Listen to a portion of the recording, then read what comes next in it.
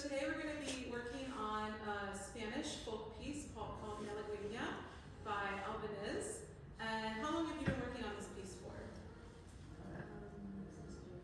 So for about 2-3 months. So it's a fairly new piece, but you've played other Spanish folk dances before. So what can you tell me about this piece that you already know? Okay, and so what kind of a dance style is that? Folk. Is it fast or slow? Fast, okay. Does it have a strict meter? No. So there is a clearly defined meter, but this is a very improvisatory style, right? So I would like to play a little bit from the beginning. And one of the things that I want you to think about while you're playing it is that a lot of Albanese's music was transcribed for guitar. So whenever you're playing these staccato-like passages, I want you to pretend that it's like a pizzicato on a guitar, okay? All right, have fun.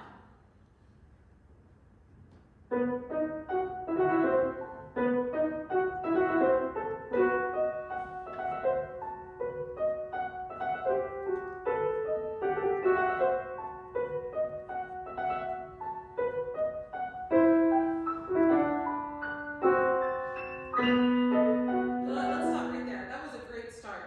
So there's kind of two things going on here at the same time. There's this accompaniment. It's very motivic, right? And then it passes it on to the right hand. And then what's the left hand doing when it passes off to the right hand? Yeah, it's not doing much. So it's basically harmonic support, right? So I want to see if we can add a little bit more dynamic contrast here in the beginning. We want to keep it pretty steady throughout the first 8 measures. And then I think here we should start, even though it doesn't really tell us to, there's not a lot of dynamic instruction until we get to the fortissimo. Maybe we can add like a subtle crescendo into that. So each repetition grows. Can we try that? So 1, 2, 3, and up.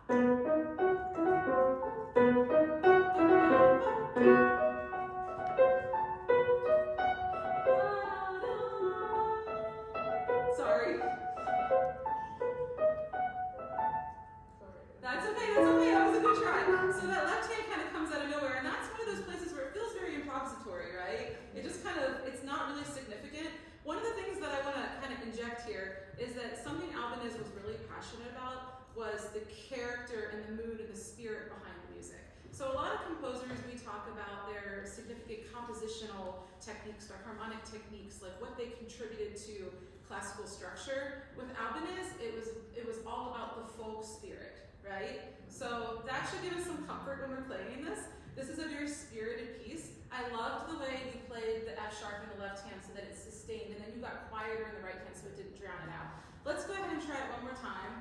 Let's see if we can get all the way through to that fortissimo, and then somehow we've got to fit a breath in there.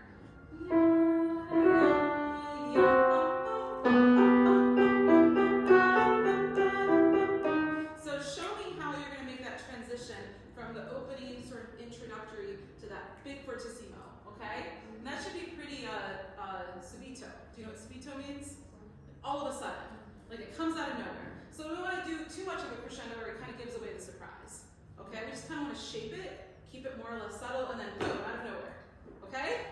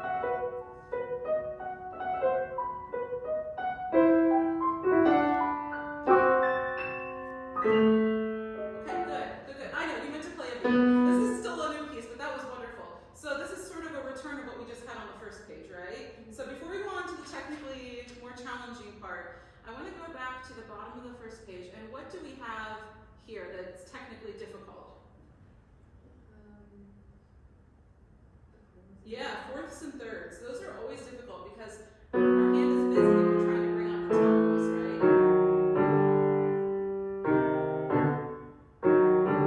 Not to mention all the sharps and flats, right?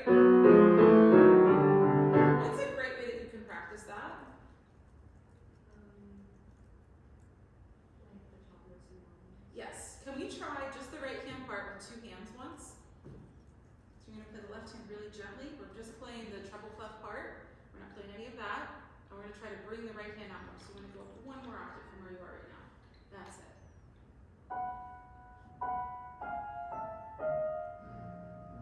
And you know what else this does? Is it messes with your muscle memory. So it throws you off. So I apologize for throwing you off, but let's try it again. So just play the top voice by itself once.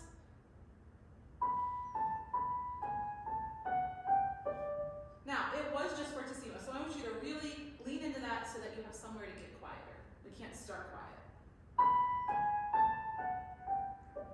Yes, all right, and we always stop on the downbeat, right? Let's do that together. That's 1, 2, 3. Now, we're going to add that second inner voice.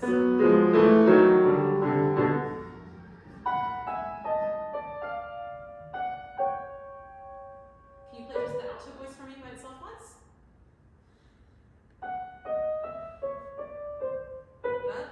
Let's do that together once.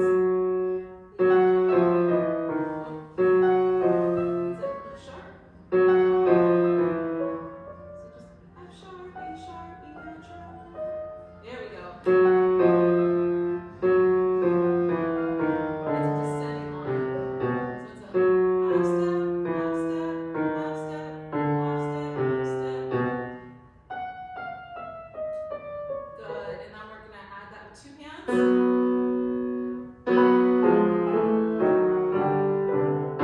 So the whole idea behind that is that's a way to technically simplify it so that you can train your ears to know exactly what you want in a simplified form, and then to challenge your hands to do that with just one hand. Okay? So I know this is still relatively new, but can you please try that for me with just the right hand?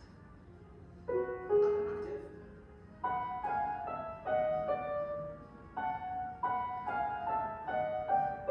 Great. Another thing you can do is you can play the inner voice staccato and hold on to the top voice so that it's legato. That's something I do all the time, especially in Baroque contrapuntal pieces, to kind of straighten out in my mind what all of the fingers are doing between the different lines of music. Let's try that together once.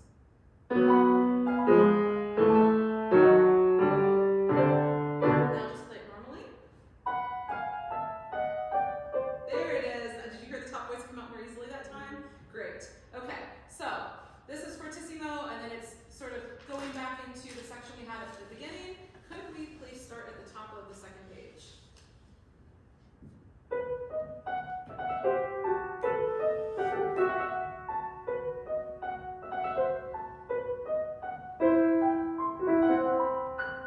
Crescendo. Yeah, and you definitely, I know you're still learning this, but practice not slowing down there. So, and then ideally the right notes. It's a great place to practice in a simplified way and then challenge yourself just to master the right hand there. Okay? Can we try that one more time from here? And if you miss the notes, just keep going. That's something you can work on.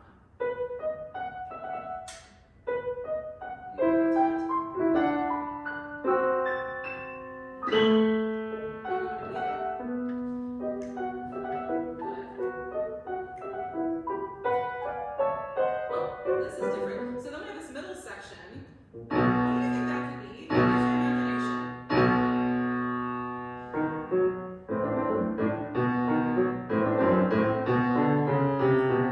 It's up here, but what does that remind you of? Any other instruments? A string instrument, right? I almost imagine like a violin. Sometimes strings just go boom, or just leaning out. It's a very like big gesture. It's sforzando. It comes out of nowhere.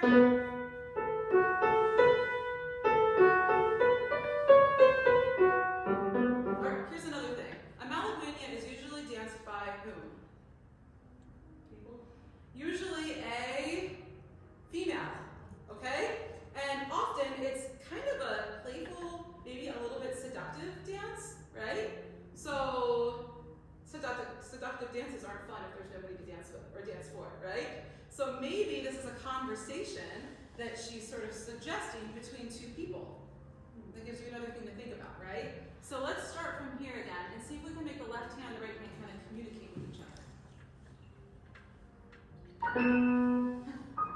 Don't knock it. Oh, that is high. You're right, it is up there.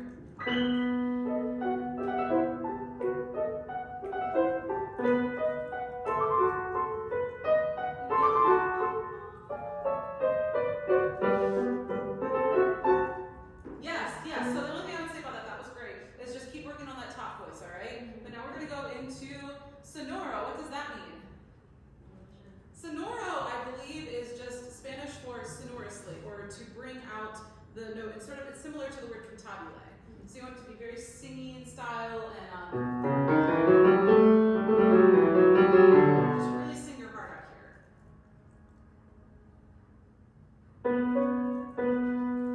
Yep, that's right. Yep. Oh, let's try that one more time.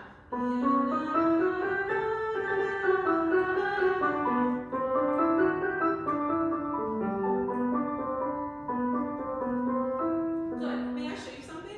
How about for just one moment?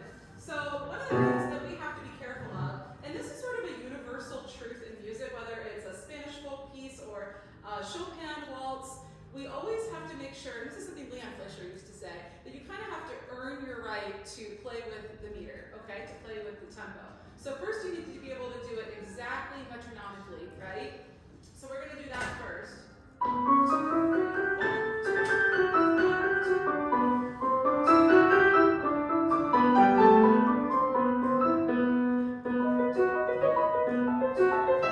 So just first keeping it really steady, because then we have an idea of how long or short our rubber band is, right? And then from there we can start to manipulate it. Can you play that for me once, just absolutely evenly? 1, 2, 3, ready, at. Good.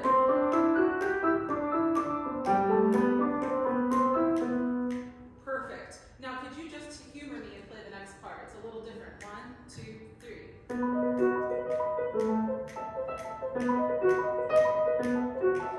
That's harder, isn't it? What are you hearing in that section in terms of the rhythm? What's kind of holding it together for you there? Yeah? Where are the strong beats? The left hand. So probably not in the actual performance, but for practicing, I would emphasize that left hand to really make sure it's the same tempo as. In fact, let's do that. Let's start right here, and then you're going to just play. When you come to this measure, you're going to just play the left hand for 2 measures, and then you're going to repeat those 2 measures with the right hand. Okay, so left hand, left hand, left hand, this again at the right hand.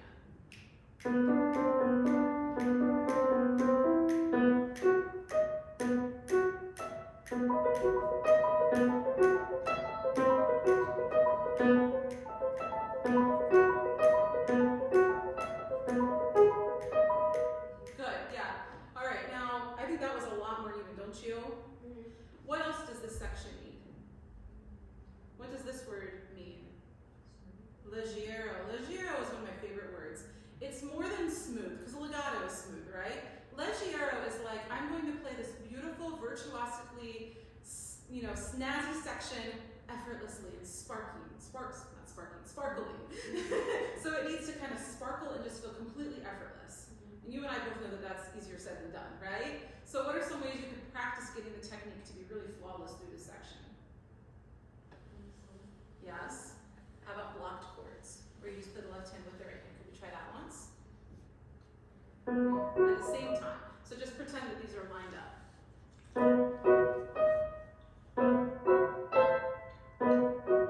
Good. Now be careful, because you're accidentally adding a 4th beat.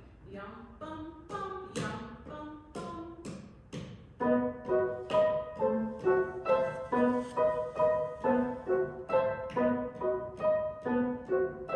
Good. Now I want you to do that again, and this time I want you to add some kind of dynamic shape to it. I don't really care what it is. It could be a big crescendo, a small crescendo, and then a bigger crescendo. Just add some kind of dynamic shape to it. It tends to feel easier when we add shape, okay?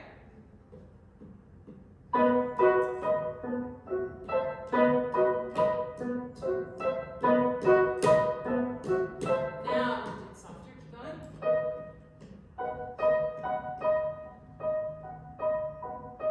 Yes. Very good. All right, so I think that was cleaner. May I just, for one moment? So as you're practicing that, I would start at a slow, steady tempo. And I would focus not just on bringing up this left hand. You see how every other measure in the left hand you have these accents. And then down here it reminds you, so sonoro again in the left hand, like a reminder, this is important. We need to shape this.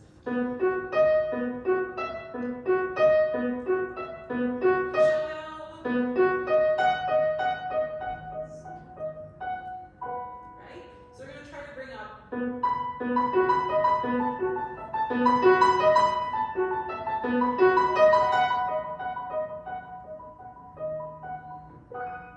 the thing we're trying to get the softest is that's what's distracting us, right? Another way you could practice that is to, similarly to up here when we have the intervals and we play legato staccato, you could play.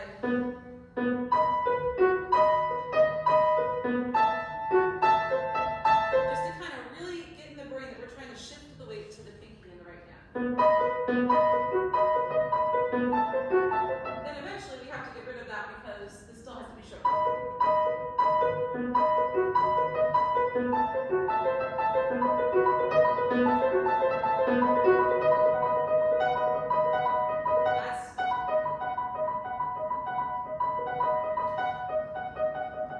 We have to get off of this note very quickly. You also need the action on the piano to be quick.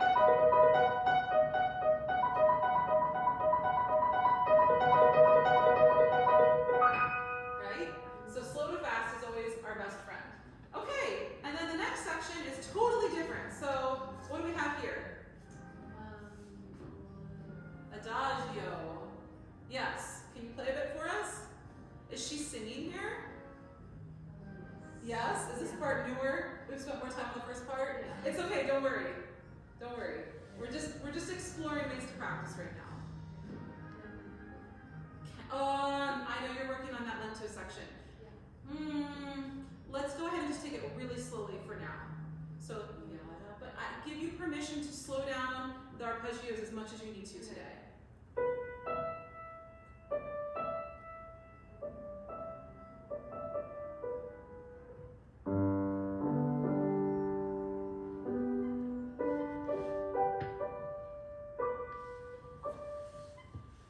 That's okay. Now let's talk real quick, mainly so that we can just sort of talk about how we approach a problem like this. What are some things that you do when you're working on a tricky technical passage like this? Break it into parts, okay? Do you know what I mean when I talk about backwards practice? Yes, when I say backwards practice, I don't literally mean play the notes backwards. I'm not that mean. I mean take a section at the end of the problem area and work in chunks backwards instead of forwards. And there's two advantages of that. The first is that we're consistently working towards the goal of the phrase, right? So there's nothing more frustrating than playing something really confidently and then knowing that you're playing into increasingly unsteady territory, right? It distracts you from being in the moment because you know the hard part's coming. So instead, you start practicing where the hard part is, right? And then we work backwards from that. And the other advantage of this, not only are we getting that reinforcement of making it to the end of that phrase, but we're messing with the muscle memory each time. So we have three ways that we learn. We have our oral, we have our visual, and we have our kinesthetic. Of those three, the one that will abandon us the first is our kinesthetic memory. Because the second you're on stage and you feel the slightest bit nervous, your body goes into fight or flight mode and everything becomes hyper aware, right? You hear and you smell and you feel and you think things that you never noticed before, right? One of the things that I know I've experienced in performance, and this is why I was always taught to memorize hands separately and like closing one eye and playing both hands at a slow tempo and then slightly increasing the tempo and closing the other eye to, train that finger independence, is that I will look at, let's say I'm used to looking at the left hand because it usually has a lot of jumps, and I'm used to listening to the right hand. And then under the pressure of performance, I might just be curious and look at my right hand and go, oh God, I didn't know it did that, right? And then I look at the left hand and I realize that my left hand doesn't know what it's doing unless I'm looking at it. So the more we can intentionally sort of mess with our muscle memory a little bit, the more we can fireproof ourselves from those kinds of memory slips. All right, something I preach on a lot is fingering. Why is fingering so important? To get the rhythm right, okay, to get the pattern right, to ingrain it in the muscle memory. So it's almost the opposite of what I just said. Muscle memory is important. We do want it to be consistent. We just need to be able to fall back on our ears more than just our muscles, right? The other reason fingering is important is because when we're using different practice strategies like practicing in backwards chunks, if we have the fingering written down, it's easier to start in different places, right? We have something to go off of. So I just want to experiment with something. Could you please play the left hand legato and the right hand staccato, hands together, as slowly as you need to.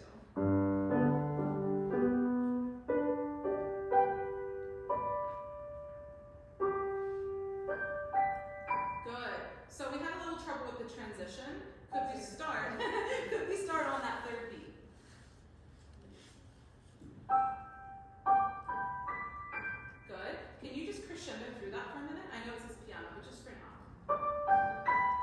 Yes, it sort of wakes the brain up to say, this is where we're going. Yap-a-ba-bum. One more time. Now do it without slowing down. Yap-a-bum. Good. Now I want you to go back and just play the left hand from B2. Good. Now just to state kind of the obvious here, we are in the key of either G major or E minor here, right? So we have one chart. This looks like E minor, but this is a G major arpeggio, correct? So the left hand is in Greek position, it starts out, the right hand starts out in first inversion. So just remembering that we're just dealing with G, B, and D, that makes it a little easier to not play the wrong notes, right? We just have to get the inversions right. Could we do that from B2 again and add in the staccato right hand?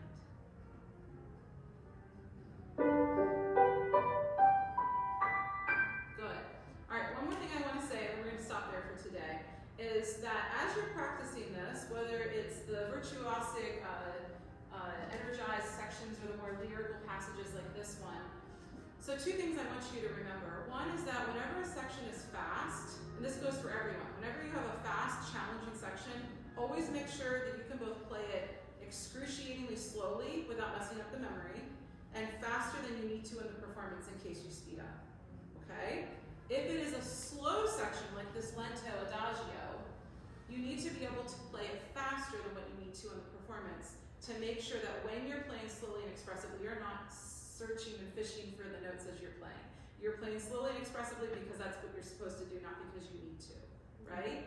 Also, playing faster a little bit will help you hear the longer line and where the phrase is going, okay? So you got a great start on this piece. We'll look forward to working on more of the improvisatory part as we get into the lento section. You have a lot of what we call asymmetrical rhythms or irrational rhythms with some septuplets and quintuplets, and then obviously it goes back to the beginning again. So we're going to have fun working on this more and more. I also want you to think as you're practicing, maybe even write in your music, anytime you think the singer is singing or the guitar is strumming, because that kind of abstract thinking really has a way of impacting and giving that edge to our articulation and our dynamics in a way that just thinking literally doesn't. So, great job, thank you. Great, so what do you know about Kabalevsky? Not much. He's Russian. He was Russian. What time period does he fall into? Fortunately for you, you have dates right there. I guess that'd be 20th century. 20th century, okay.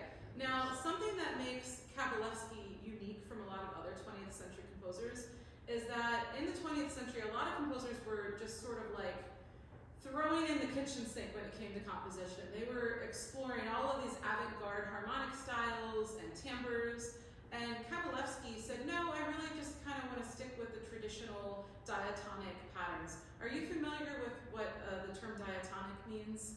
I don't think so.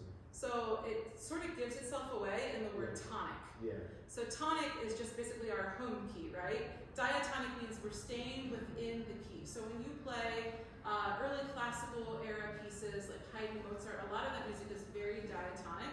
It might have some interesting harmonic progressions, but it doesn't wander too far away from our basic tonality. So I think what makes Kabalevsky's music really charming is that it is more traditional, but it always has this very sort of organic, energized nature to it. It almost just makes sense to me in the way that Mozart just makes sense, but it gives us an opportunity to work on technical things like getting our staccatos really precise and working on speed and precision, okay? So we're gonna start with this. One more thing I wanna ask you before we start, what is a rondo? It's a dance. A rondo is a dance? No. I think so, usually. Rondo is more of a structure. So we have what's called A-B style, where we have two sections. You see that in a lot of dances. We have ternary, which is where A-B-A, and then we have rondo, which is where you have different variations. But for example, you have your A theme, okay, or your refrain, and then something different, which you would call your B theme. And then maybe it goes back to A, maybe literally or maybe not literally, and then maybe it goes to a C theme, So the A is the refrain that it keeps coming back to, but in between each of those A refrains is something different, okay? So I'm gonna let you play a bit, and I wanna see if, as you're playing this, you can really focus on being consistent with how you present the A theme and the contrast between each section. And I know this is a relatively new piece, so we're gonna be using the music today, but you do have this partially memorized, right?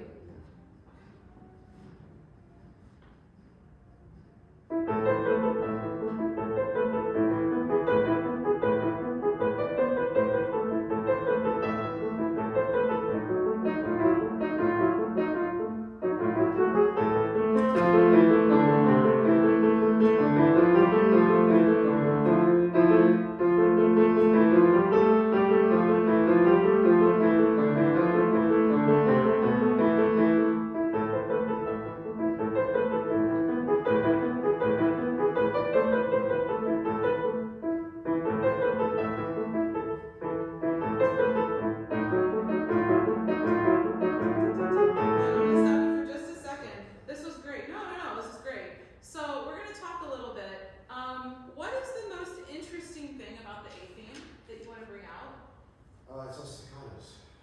It's all staccatos. Okay, that's fun, but that's not particularly interesting. What notes stand out to you? The D sharps. G sharp. We have a G sharp here. Yep, you have D sharps also. Okay. So the key signature for this is no sharps or flats. So we can assume this is an A minor, correct? Yes. All right. This comes from the Opus 60 number 4 rondos. Okay. One of the things that stands out to me are the tenutos and the accents. Yes. And thinking diatonically, E is the fifth of my A minor chord, or it's the root of my dominant chord. And G sharp would make sense because that would also be the leading tone and the middle of my dominant chord, right? So I think he's bringing those notes out, not just stylistically, but for a harmonic purpose.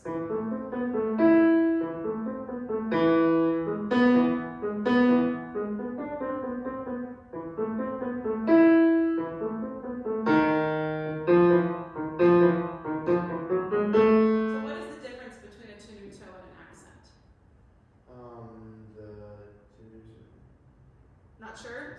Okay, tenuto is going to sound like the way I'm going to say it. Tenuto. It's a drawn, or drawing out the note, okay? It literally means to give the note its full value. So here's how I like to explain tenuto. Let's pretend that you're back in high school and your mom just asked you to clean your room, okay? And she says, please go clean your room. That was so nice. It was legato and gentle, right? Cantabile. You want to give your mom a hug. It was so nice. And then she comes back an hour later and she realizes you didn't clean your room. So then she says it a little louder, like, please clean your room. Please had a little bit of an accent on it, right? Yeah. And you're like, okay, I'll do it. And then she comes back another hour later and you're playing video games and it's still not clean. And she doesn't want to lose it, but she wants to get your attention. So she says, Clayton, please clean your room. And you heard every word that she said because she drew each word out. That's the difference. That makes sense. Okay? So we're going to play just that right hand together, and we're going to really emphasize the difference between our tenutos and our accents. 1, 2, ready, let's try that one more time. 1 and 2.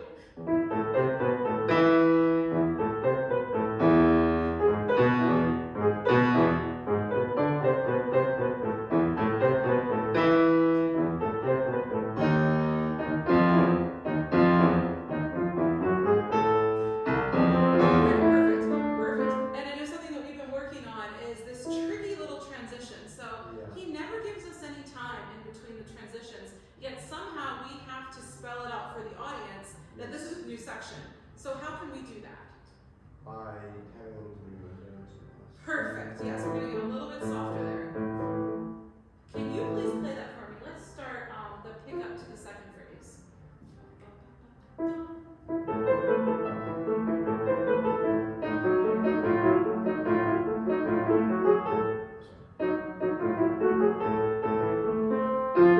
Now, I want you, okay, how about for a second? In the same way that those accents were surprising above, we want this to be surprising. Do you know what the Italian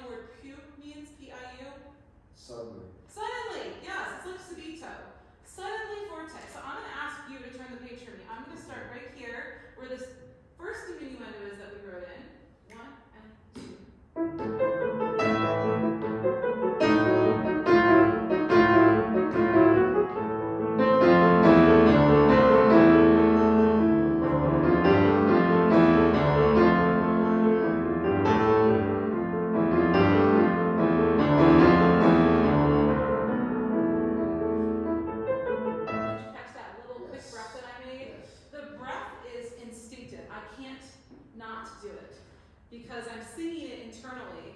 And also I'm keeping my fingers really close to the keys so that all I have to do is a quick lift to attack that forte, right? Yeah. Do you want to try it? Okay.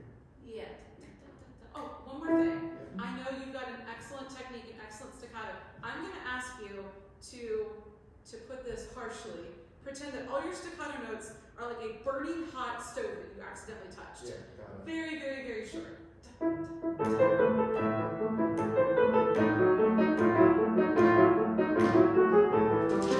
Now, you get the voices. Can we start on the F natural?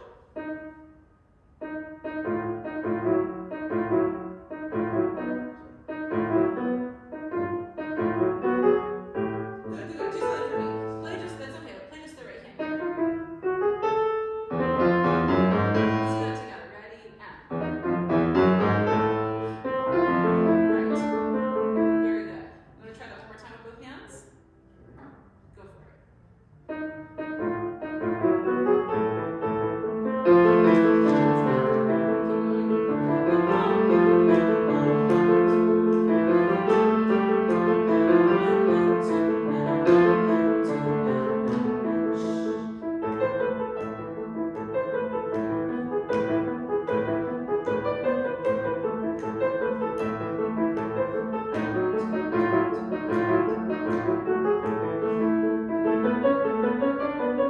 Now, I'm going to ask you to do something. This is so, so good. This is really improving. What's different about this section? The structure isn't, the notes are more right next to each other. It's kind of More chromatic? Yeah. More chromatic and sequential. So what is what does motivic mean when I use the word motive or motivic? It's kind of like it's all one, goes around one thing. There's one note, one sound. Okay, that was a good guess, but wrong. It's okay, it was a good guess. So, classic motivic example. A motive is a memorable melodic idea that's too short to constitute a full melody. Okay? So, lots of composers use motivic writing. This is one of those sections. What does sequential mean? It's almost. So, we're taking this motivic idea, right? And then you go to, that's one idea. Then it sequences. And then a new idea.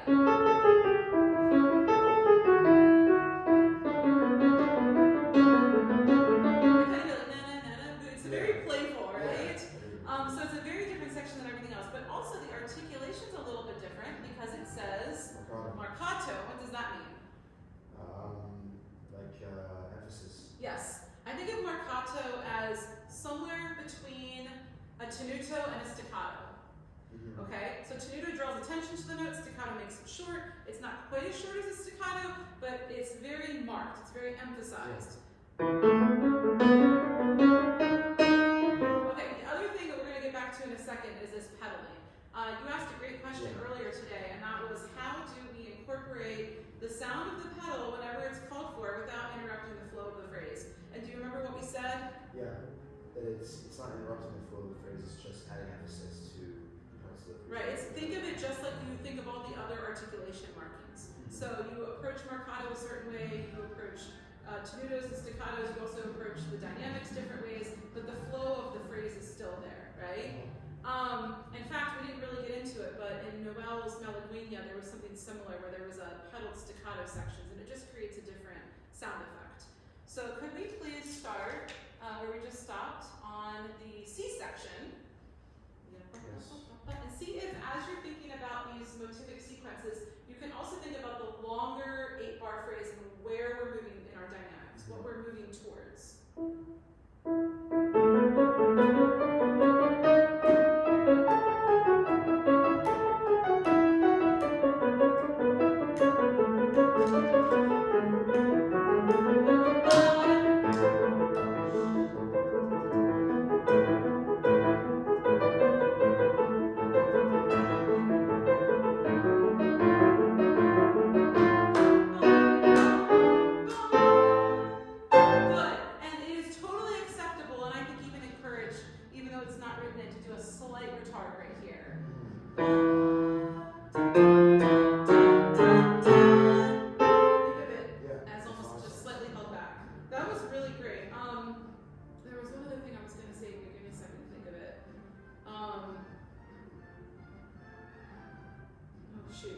Oh, just left me.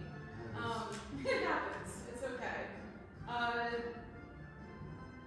No, I think this is great. Thought's not going to come back to me. That's all right. So you're getting much better at getting your breaths in without taking time, but you're, oh, I know what it was. What is harder, going from suddenly soft to suddenly loud, or suddenly loud to suddenly soft? You say personally? Just in general, what do you think is technically harder? Probably go from one to soft. Why?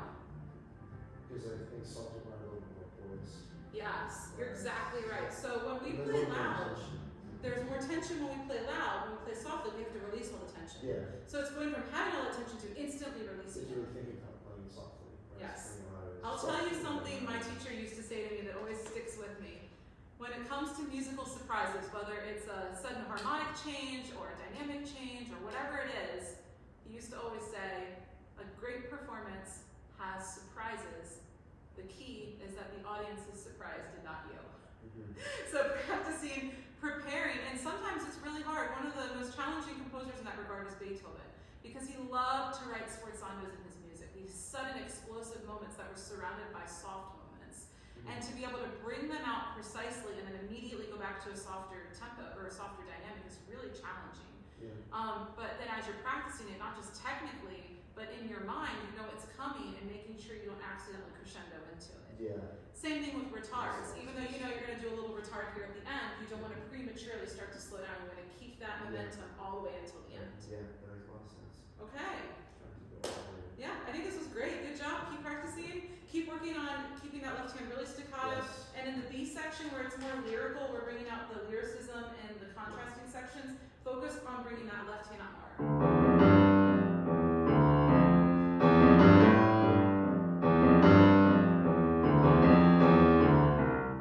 And that's going to be really bringing the right hand down a bit. Okay? Yeah. All right, thank you. Great job. Hello. How are you today? Hello, how are you? Great. So what are we going to play today? Today I will be playing the recording by John Philip Page. Good. Let's work on the pronunciation just a little bit. So riga, Riga. don. Don. Rigadon. Riga. Very good. And Jean, John. it's basically John, but it's French. Jean, John. Philippe, Philippe. Rameau. Rameau. Perfect. All right. Let's talk about Rameau. What time period did he compose in? He was a late Baroque composer. Perfect. So he was born 2 years before Johann Sebastian Bach. He was also a late Baroque composer, right? And fortunately for him, he also lived 14 years longer. So he had some good longevity. All right, what do we know about this piece? What is a rigadon? Oh, a rigadon is a French dance from the Baroque period. It is characterized by having a measure which is more strongly.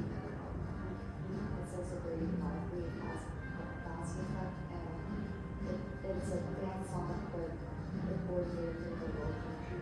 You did your homework. Is it fun? Very fun. It's a fun dance. Okay.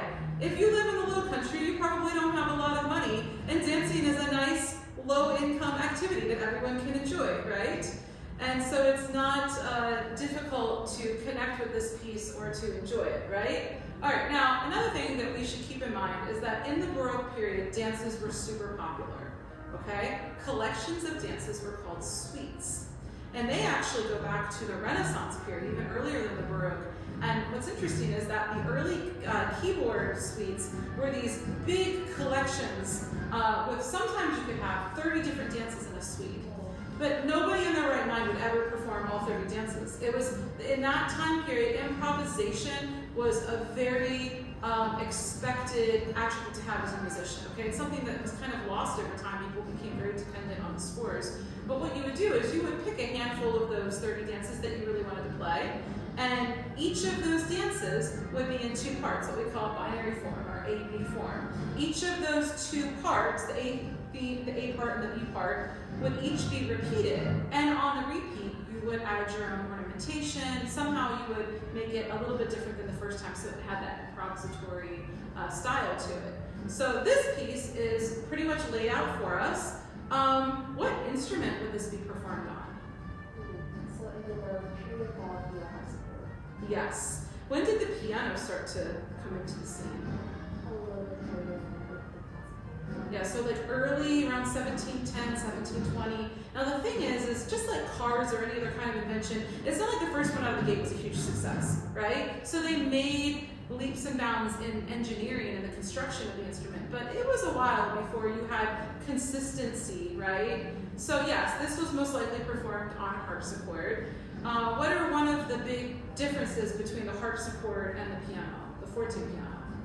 A harpsichord plugs the strings so it can't play out long notes, unlike a piano that has pedals, so sounds tend to be more ornamental. Okay, good. So now one of the misconceptions is that harpsichords don't have any kind of longevity to their pitch. That's not really true. I wish we had harpsichords so I could show you, but they just don't have the same longevity as a piano because it's the difference between striking a string with a hammer and then the string resonating or oscillating, we call vibration. And a harpsichord, where, like you said, it plucks the string and you get a little bit of resonance, but it doesn't last nearly as long. The other difference is that the name for the forte piano inherently means that we could control the dynamics. We could play soft versus loud.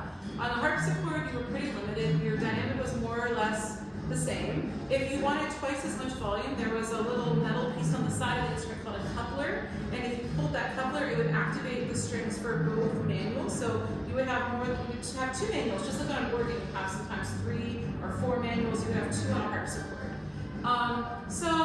Since we're playing this on a piano, we are in a way already improvising the piece because we're playing on a different instrument, right? And so all of these dynamic markings that we see in the music, did Mr. Rameau write those markings in? He might have, but it's unlikely that these are just here to recreate the Yeah, so these are most likely editorial, a well-educated pianist who wanted to add some helpful slurs and dynamics to help sort of bring across the nature of this music, but these were not originally Rameau's markings, okay?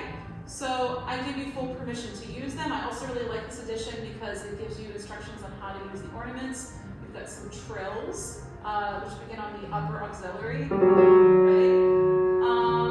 And yeah, why don't we go ahead and give it a try, and then we'll talk some more. So the first thing we want to do before you begin, and we've got a jazz band in the background we're trying to tune out right now, we need to feel the tempo and the meter of this. So you're dancing with your partner. You're not trying to like whip them around the room. This is a rather casual, relaxing dance, right? Lively, but not out of control. So it's in cut time, which means we're feeling 2 big beats of measure. Does that feel like a good tempo to you?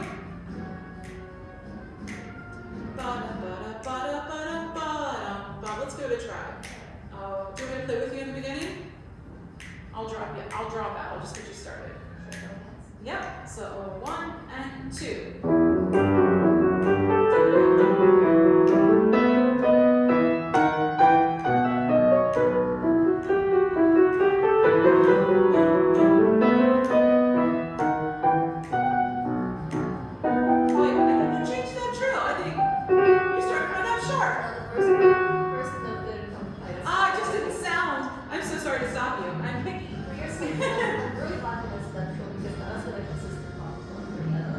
Okay, so what do you think is causing that problem? What's the note that comes right before that trill? It's the same note. That is tricky, isn't it? So we're gonna have to shorten the first G just a little bit. Can you play that note just a little bit shorter and just a little bit quieter, and then you'll have more momentum to go into the trill. Sure, they have going from the E, D sharp. Good. And just like we talked about in your lessons, you need to relax your wrist and sort of pretend there's a little smiley face on the top of your hand waving hello at the fallboard. Yes. Nice. Very good. Do you want to start it over again?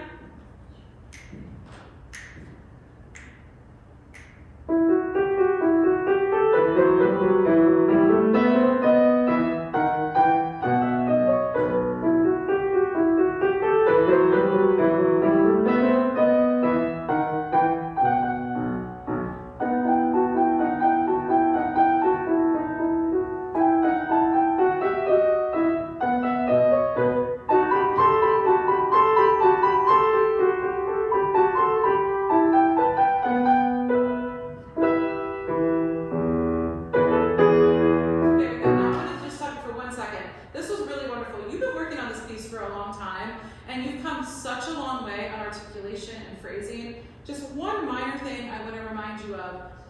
This is 84 to 92 to the half note is what they're suggesting. This is allegro.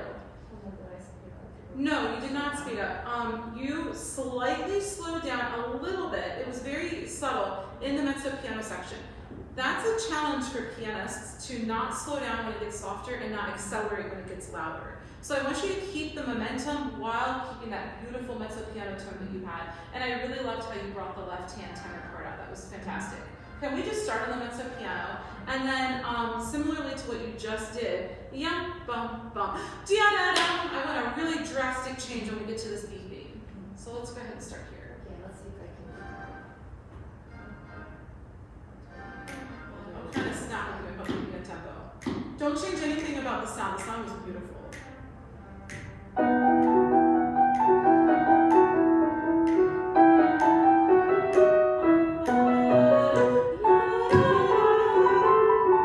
Okay, that was just a stumble, but I think you get what I'm saying, right? And you can practice that with the metronome. Let's just do it one more time and keep going.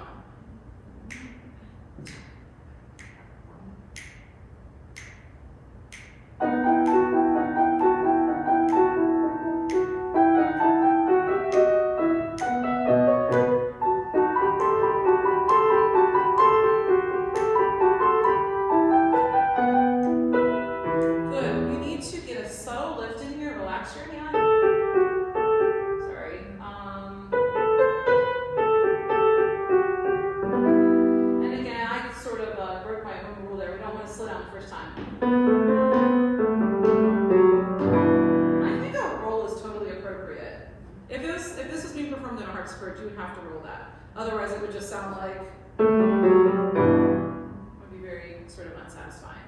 Okay? Let me just hear you play from right there and then we'll go on. So you're starting on A.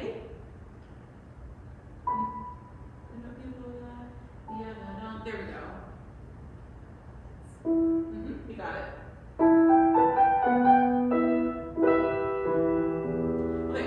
Practice that in the practice room. Just focus on being confident and not slowing down. Okay? You can work on that. Let's go on to the B section. Oh, one more question. Sure. Since this 1.5 beats, this is kind of right on like that 4. Like, Yeah, that's the rest of that measure. Yeah, so you have a key change right on beat 4. 1, 2, 3, dia-da-da-dum, bum. And it fits what's happening in the beginning of the piece because the beginning also begins on a pickup, right? And if you look at the end of the second page, you also have 3 beats, so that is technically an ending, and the beginning is the remainder of that measure. But then, of course, you go back and you play to the fine, right? that's such a cool part. So you want to come in on time on beat 4, but you don't want to emphasize it like beat 1. So 1, 2, 3, So the strong beat is it's still on beat 1. Exactly, exactly. Yeah, let's give that a try from, let's go back up to the mezzo forte.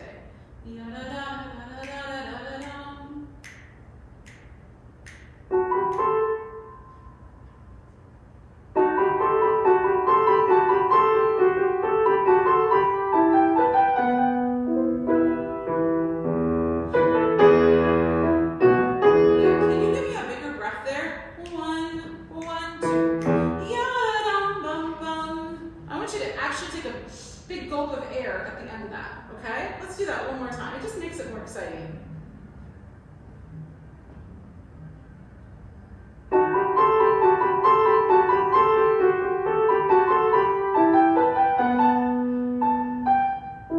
That's tricky.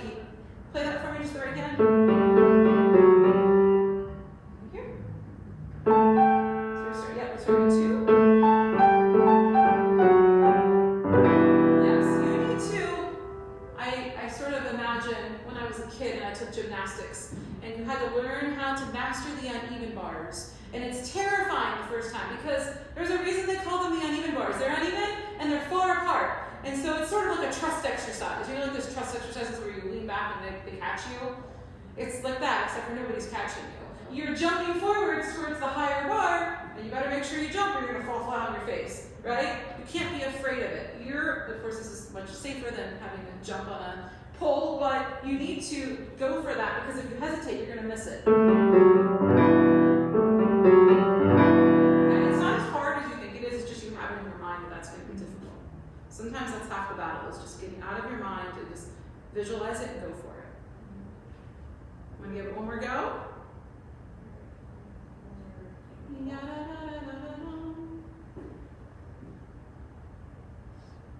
And 2.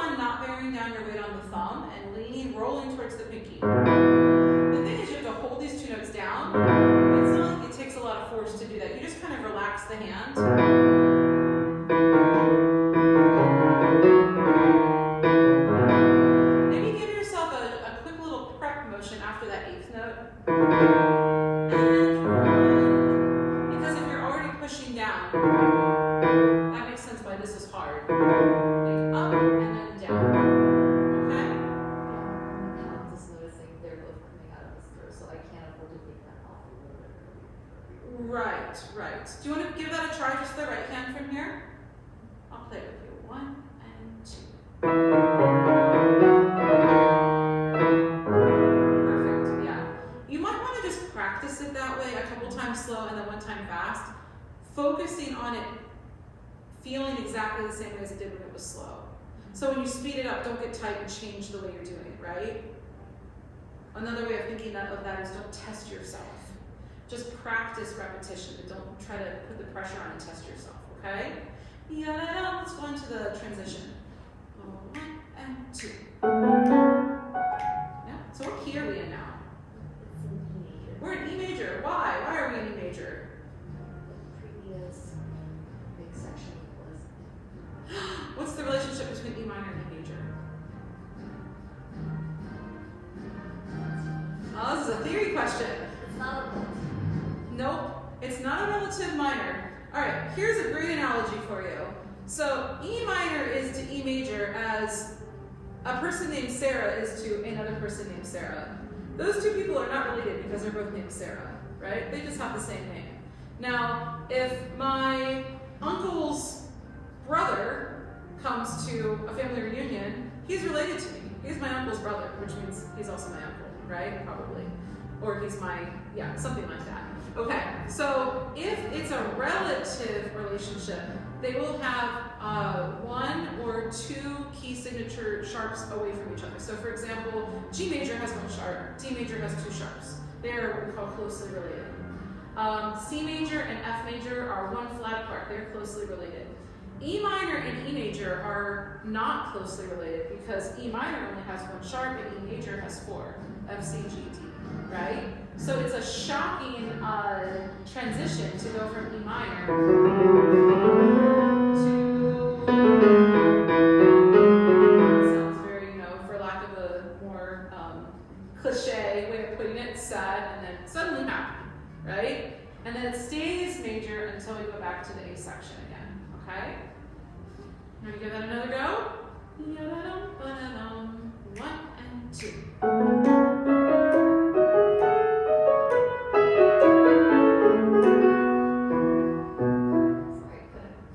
Yeah, so we're focusing on just the long phrase. Can I just hear the right hand?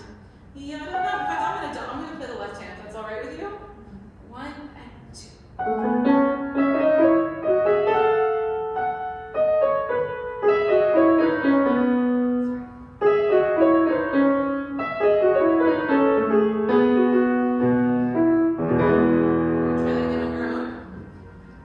Just the right hand.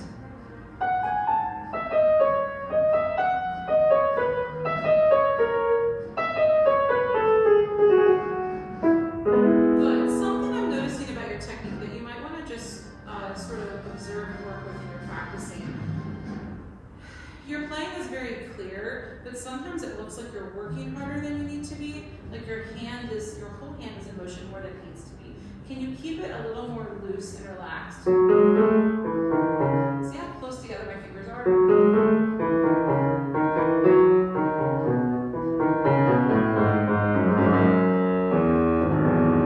Try to avoid lifting the hand higher than you need to, or keeping the bridge higher than it needs to be. Can we try that one more time? 1 and 2.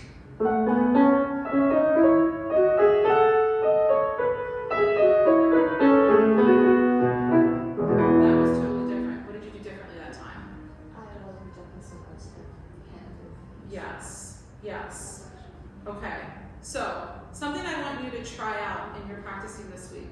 I want you to set up a camera, or maybe, I know a lot of practice rooms have mirrors in them, somehow so that you can go back and watch yourself when you're not practicing. Watch yourself in a practice session and observe what you're doing with your entire body. Is your torso staying relaxed? Are your shoulders staying down, right? Are you supporting yourself? We are terrible as pianists with good posture. So sitting on a piano bench, I've had multiple physical therapists tell me half of your problem is that you're a pianist. Because we really have to learn how to engage our core, because sitting at the piano bench won't do it for us, right? I remember when I was in college, I would go to the gym, and every time I would go, they would say, oh, here comes the pianist, and they would put me on the rowing machine for the entire time. Because the rowing machine really strengthens those back muscles, which are supporting us, right? So you want to make sure that you're sitting supported. Your posture looks fine, but then make sure that you're also staying relaxed at the piano consistently, okay? I like this. So the way it sounds is great, but the way it feels is just as important, because if it feels relaxed and effective, your tone is also going to improve, okay? So you can't try to improve your tone and ignore your body. They have to work hand in hand. Okay. Another thing to remember is that pianists, we're sort of like athletes of the small muscles, right? So it's important for us to stretch. We want to definitely stretch before we practice and after we practice. Arm circles are really helpful. Another exercise I love to do is to stand against a wall, and you keep your shoulders parallel with your feet, and then you extend your, I'll use my left hand, you extend your hand out straight so your wrist is parallel with your armpit, and you don't want it higher or lower, you want it to be exactly parallel, and without twisting anything except for your torso, you're just going to rotate at the hip in a straight line, and you will feel this amazing deep stretch from your shoulder all the way down to your fingertips. So those muscles tend to get really tight when we play, and the looser we are, the more our body's going to work with us as we're practicing. Okay? Yeah, I'll try that. Thank you so much. All right, this was great. So I want you to keep working on paying attention to your body.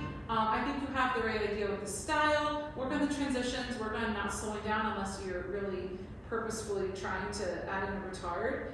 And I would also say to record yourself, because recording will help you be observant of your playing in a way that you can't be when you're actively doing it. And to maybe even keep a list of some of the big picture things that you want to focus on, okay? You tend to be a very detail-oriented student, which I love about you. So I have to remind you to think big picture. Big picture, what do I do? If there's a little bloop and I'm in a performance, how do I keep that going without letting that unravel me? That's the biggest thing I want you to work on, especially since we're going to be performing this on a new day in a couple weeks. Okay? All right. Thank you so much.